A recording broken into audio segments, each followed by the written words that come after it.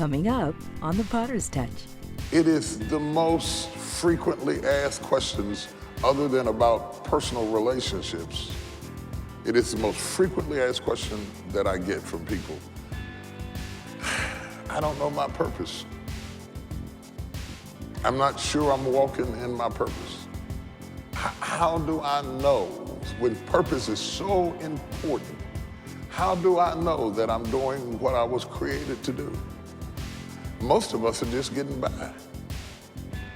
We're just doing what we have to do. We're not doing what we're led to do. We're not doing what we feel to do. We're not doing what we love to do. We are busy to death doing what we have to do. But I think that we could be less busy and more fulfilled if we were doing what we were created to do. This is the Potter's Touch. Greetings in the precious name of Jesus Christ, our King. I'm so excited to have this opportunity to share the word of the Lord with you, and particularly this series, Instinct Unleashed. I'm excited about it because I believe it is so relevant. I've written about it, I've been teaching about it, and I want it to get in your heart and in your spirit so that it can determine and charter the course for the future. This particular message is Instinct, the heart of the matter, and I want to get right to the heart of the matter. What is influencing and moving you and developing you as a person, not just as a Christian now, but as a person? Your career, your future, your goals. What's directing that course? I know you pray, I know you talk to the Lord, I know you had coffee with the Holy Spirit this morning, but I want to take you down into the crux of the human experience and show you how God, by his design, had a purpose for you before the foundations of the world. Take a look at this, you'll be blessed. What I have learned over the past 36 years of working with volunteer people and paid staff and managing and budgets and all of that, people do far better when you don't push them into what you need them to do and direct them into what they are gifted and created to do. And sometimes you get that right and sometimes you get that wrong. And quite frankly, it takes 2 or 3 years sometimes to figure out where people fit. And sometimes it just doesn't fit.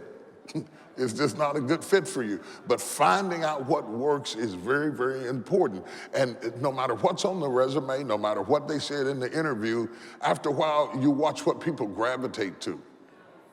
You watch what they gravitate to. You can give them you can assign them what you need them to do.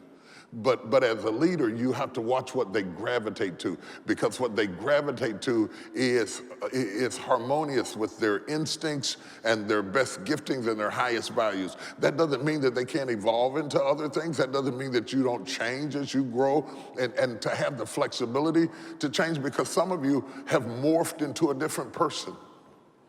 You are not the person you were 20 years ago. You don't think like you thought 20 years ago. You've got new interests. Sometimes you can exhaust yourself in one area of life and you're ready to go to the other, and that's okay. Sometimes you spent the first 10 or 20 years doing what you have to do. Sometimes you spend the first 10 or 20 years just doing what life did to you. Responding to life.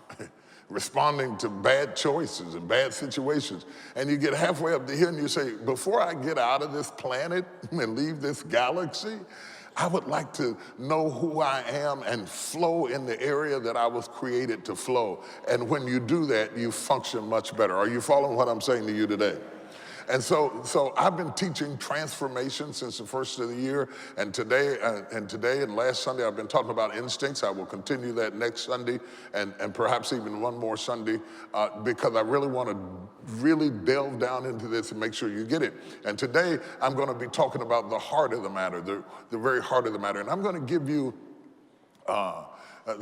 sometimes when you have a 5-course, 6-course, 7-course meal, they give you just little small samplings of a whole lot of things that have been mixed together. I'm going to give you samples of several things that are really at the heart of our instincts and finding out who we are. And I'm going to spend a moment setting up some things from a biblical perspective. But I have to be honest, if you're thinking about getting the book, I have to confess, the book is not really saturated with scripture. And the reason I've spent more time focusing on real life evaluations and using animals as metaphors, because animals are better at being instinctive than we are.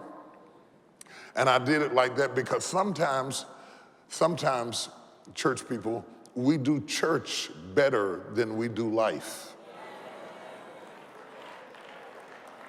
I'm gonna let that soak in and marinate. We do church better than we do life. And sometimes we OD on spirituality to cover for the fact that we're not naturally fulfilled.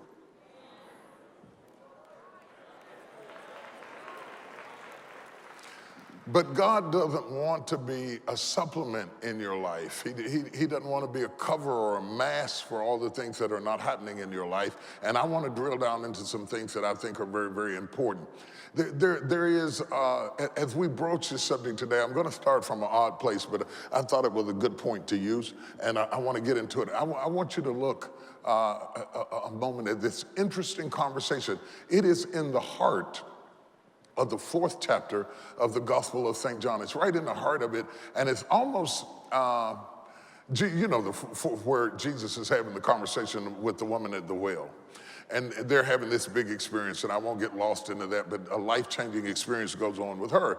And it went on with her while he had sent his staff away, his disciples, to go get food.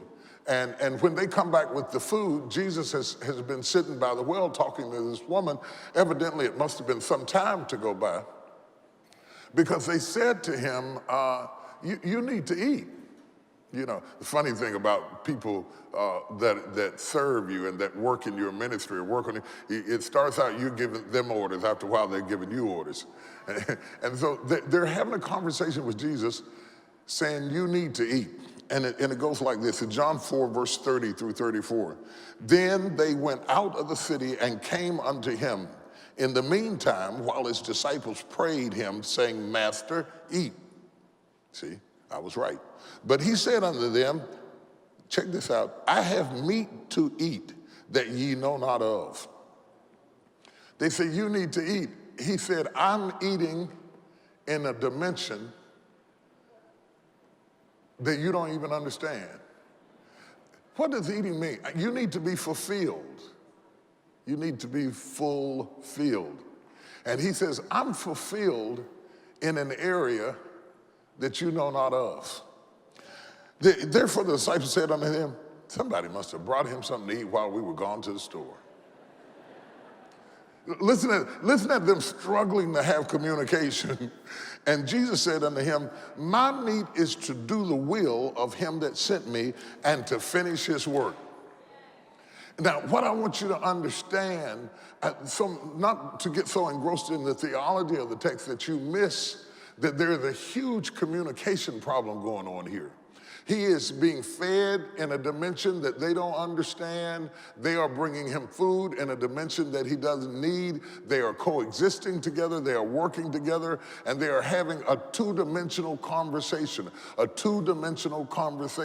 They're talking natural. He's talking spiritual. They're on one plane. He's on another plane, and yet they have to figure out how to work together in spite of the fact that they communicate much differently and they don't fully understand. Were the disciples wrong to bring him food? Absolutely not. He sent them away to get food. They were obeying his word, but when they came back, they found that he was being fed, that he was being sustained, that he was receiving substance on a level that they knew nothing about. And I pointed out to you for several reasons. Some of you have made it the goal of your life to make everybody agree with you. To make everybody see everything the way you see it, to make everybody get out of something what you get out of it. But it is possible to operate and function with people who are in one dimension while you're in another dimension. And Jesus was masterful at going back and forth between dimensions. I mean, one moment he is human enough to weep at the tomb of Lazarus, and then God enough to raise him up from the dead. He is human enough to tell Thomas, thrust your hand into my side and be not faithless but believe. Touch me, I'm real, dude, check me out. And then he appears through the door, God enough to appear through the door. He's human enough to fall asleep on the boat, and then and then when the storm breaks out, he's God enough to say, peace be still. Look at him able to be multidimensional. If you're going to be successful today, you have to be able to function in various dimensions. You have to be able to function. I want to go down this trail a little bit further. Take a look at this. And they also, if they abide not still in unbelief, shall be grafted in, for God is able to graft them in again. This is out of Romans. For if thou were cut out of the olive tree, which is wild by nature, and were grafted contrary to nature into a good olive tree, how much more shall these, which be the natural branches, be grafted into their own olive tree? Now, this is a text that's dealing with how Israel was the natural branches and how the church, being largely Gentiles ultimately, are grafted in and having to function in an environment that wasn't organic to where they started. You understand what I'm saying? If you take a branch from another plant and you graft it into another plant altogether, it now has to flow in an arena that is not organic to where it started. And that is the illustration that is being used in Romans by the Apostle Paul to indicate the fact that we were grafted in. And a lot of you, not only have you been grafted in spiritually into the commonwealth of Israel, into the body of Christ, a lot of you are being grafted into situations that are not natural to you. Let me break it where you can see it. Some of you have married into situations that are not natural to you. Some of you have the skill set to work in a job environment that puts you around a whole new group of people that are not natural to you. Your gift brought you in, and your gift brought you in, but all of a sudden you're an immigrant. You're an immigrant. And in my book, I talk about whenever you are an immigrant, you have to deal with people who are indigenous. Immigrants and indigenous people often fight. Read American history. And if you understand that about history and you understand that about countries, do you understand that about jobs? Do you understand that when you're an outsider and you come in, that there's the culture in that corporation, and when you first come in as an immigrant, and if you can't adapt to the culture of that organization, then all the tribe leaders of that job or that company or that school or that church or whatever it is will come out and tommyhawk you? I know you can't say amen, but you know what I'm talking about. Still to come on The Potter's Touch. This is not your year to lose opportunities. I'm telling you that a lot of things that you prayed for and asked God to do, your personality may be canceling out your prayer life. You're praying positive prayers, but your personality exhibits negative things, and the negativity is canceling out the positivity, and you're losing opportunity. Let me tell you all something. You're losing money. They didn't hear me. Let me try you up. You are losing money. Being hateful is expensive.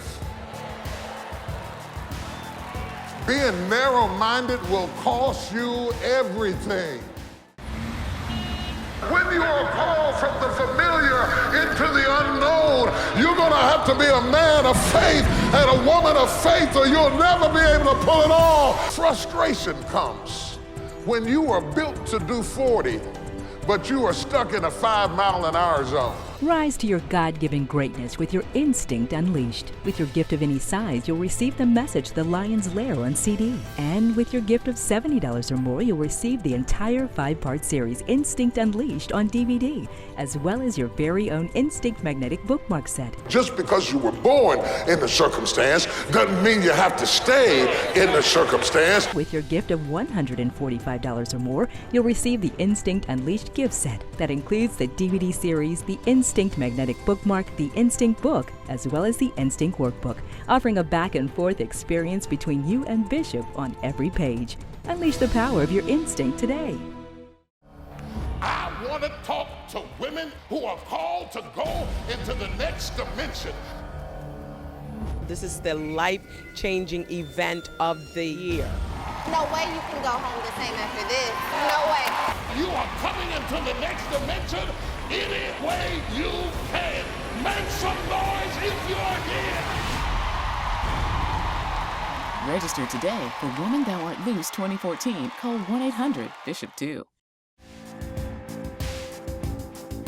The more adaptable you are, the more flexible you are, being able to fit into things that aren't organic to you, the larger your life becomes. People who are inflexible and immovable and stubborn and set in their ways, I'm not saying that they're cursed, but they lose a lot of opportunities that they could have had they learned how to adapt and morph into new settings. So you might be praying, Lord, use me, and fasting and spinning around and throwing $27, $27.99 on the altar and running back and falling out and hitting your nose on the carpet and all of that, and not seeing God transform your life into what it needs to be. He cannot transform you because you're not flexible. He can't graft you in because you think that this is that. You think that where he's taken you is basically just like where you've been, and you're not willing to adapt into a new environment, and you won't let the graft take in your life where you can become organic, where you can become tied to something that wasn't organic to you. If you're not flexible in that way, you lose the opportunity. If you can only work with people who look like you and vote like you and dress like you and think like you, you are morphing down the opportunities that God will give you in your life to evolve and to go forward. One of the greatest problems in our country right now is that we have resorted into tribalism. Everybody's gone back to their own group, to their own culture, to their own kind. If you want it from the right wing, watch Fox. If you want it from the left, watch MSNBC. Everybody's going into tribes. And when you write the books you read, your truth becomes skewed because you are oversaturated with one perspective to the degree that you lose opportunity to be a broader person. How many of you want to be a broader person? I want to be a broader person. I'm able to function in different dimensions, able to engage different kinds of people. Just go through your phone and see how broad the list of people go through your phone. If I get your phone for a minute, I'll know everything I need to know about you. What feeds you? Who feeds you? Who are you listening at? Who are you talking to? Because you are no better than you eat. You are no better than you eat. Do you not know when people talk to you, they feed you? They feed you. They feed you. They talk to you. Girl, you right. I'm telling you, that's the truth. I wouldn't take it. I would leave her. You need to straighten your mother out. Your mother goes too far. When are you going to stand up to your mama? This your wife. When are you going to stand up to your mom? Whatever feeds you affects you. And when you surround yourself with all types of people, you find yourself in a situation where you have to deal with all kinds of issues. And if you can't deal with them effectively, you lose opportunities that you could have had. This is not your year to lose opportunities. This is not your year. This is not your year to lose. I'm going to say that again. This is not your year. Let me try these people over here. Could I talk to you all for a minute? This is not your year to lose opportunities. I'm telling you that a lot of things that you prayed for and asked God to do, your personality may be canceling out your prayer life. You're praying positive prayers, but your personality exhibits negative things, and the negativity is canceling out the positivity, and you're losing opportunity. Let me tell you all something. You're losing money. They didn't hear me. Let me try you up. You are losing money. Being hateful is expensive. Being narrow-minded will cost you everything. You sing well enough, but you don't act well enough to be able to function on the next dimension. And if you don't learn how to function on the next dimension, your life will morph back down to the level of your maturity. And as it goes back down to accommodate your inability to be flexible, your pay goes down, your opportunities go down, your influences go down. It all comes down to the level of your adaptability. There are several indicators that will show you how well you're doing on this. Because how you're compensated will show something about how broad you are. The diversity of people who are drawn to you will say something about how broad you are. You can look back over your life's history and your background and the opportunities you have and have lost. It is a suggestion that you're not flexible in some areas and you're praying for. See, we got to stop and deal with this stuff because I am tired of the church giving simple solutions to complicated problems. I'm just sick to death of it. You know, just holler Jesus 7 times and hop on 1 foot and everything will be yours. And you hollered Jesus till your throat hurt, hopped on 1 foot till you had a bunion and you didn't see anything happening in your life because we tend to oversimplify things that are far deeper than that. I don't care how good you are, I don't care how intellectual you are, I don't care how educated you are. If you are mean or stubborn or narrow-minded, you will lose opportunities that you prayed for and decide that God is not real. And I got a news flash for you. It's not God that's not real, it's you.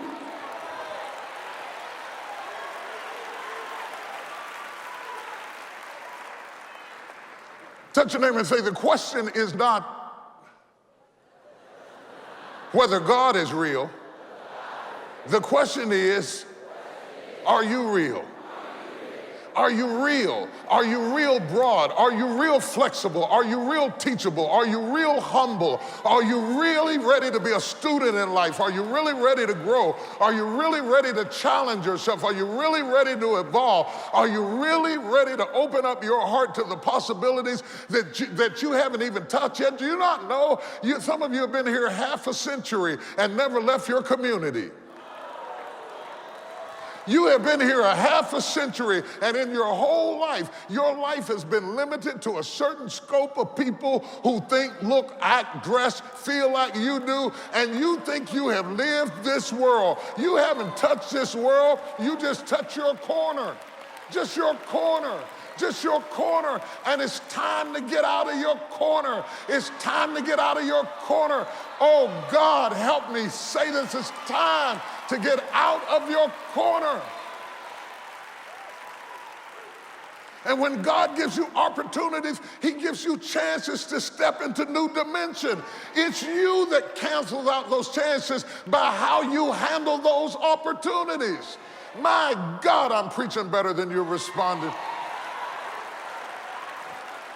So you can blame your ex-husband, and you can blame your mother, and you can talk about Aunt Kizzy, you can talk about Cousin George, you can name all the people who didn't do you right, but none of those people are causing your problem. It is what you are doing to you that is stopping you from getting to the next level, and we got to keep it real this morning because 2014 is your year to go forward and not go backward, to be the head and not the tail, to be above and not beneath, and frankly, my dear, you gotta change. I hate to stop there. This is a huge subject. Anytime I've been studying it for the last couple of years, I've written about it. I've got materials on it. I can't give it all to you in 30 minutes. I can't give it to you on TV. You may have to work with this a little bit to really ingest it and appropriate it and have it bring forth value in your life. But it is important. It's coaching in a bag. It's an opportunity for you to really be vested with what am I going to do in the second half of my life. I'm so excited about this. I hope you will take advantage of the opportunity. Get the material, share them with somebody, and be blessed in every aspect of your life. Take care now. When you are called from the familiar into the unknown, you're going to have to be a man of faith and a woman of faith, or you'll never be able to pull it off. Frustration comes when you are built to do 40, but you are stuck in a 5-mile-an-hour zone. Rise to your God-given greatness with your instinct unleashed. With your gift of any size, you'll receive the message The Lion's Lair on CD. And with your gift of $70 or more, you'll receive the entire 5-part series Instinct Unleashed on DVD, as well as your very own Instinct Magnetic Bookmark set. Just because you were born in the circumstance doesn't mean you have to stay in the circumstance. With your gift of $145 or more, you'll receive the Instinct Unleashed gift set. That includes the DVD series, the Instinct Magnetic Bookmark, the Instinct Book, as well as the Instinct Workbook, offering a back-and-forth experience between you and Bishop on every page. Unleash the power of your instinct today. I want to talk to women who are called to go into the next dimension.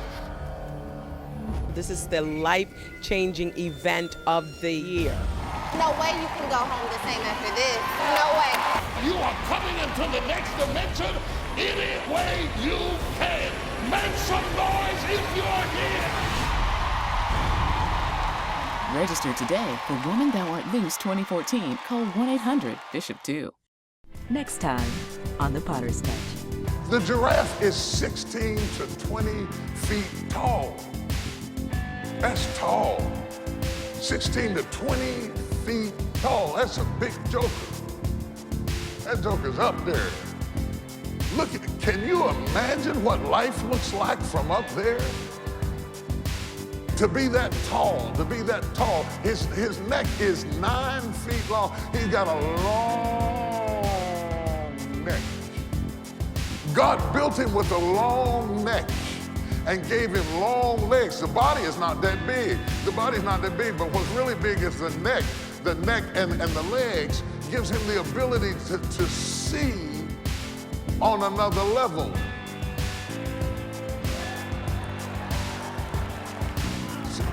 He's able to see on another level. His feet are on the ground.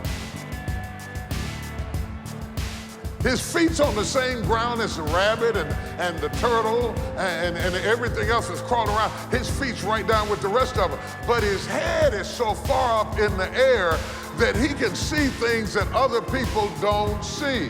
If he needs the affirmation of the things on the ground, he's going to be frustrated looking in the air because the stuff on the ground cannot see. Are you hearing what I'm saying to you?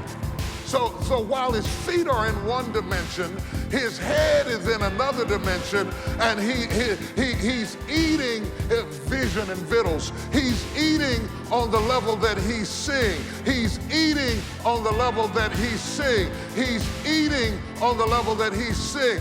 This is your year to eat on the level that you're seeing, to maximize your opportunity, to step into your divine purpose. I don't care how much you make. I don't care where you went to school. I don't care what your mother's name is. Some of you have got a long neck.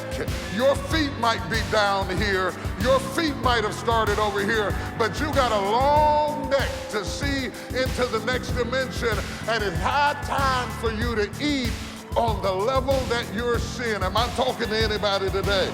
Am I talking to anybody today? This is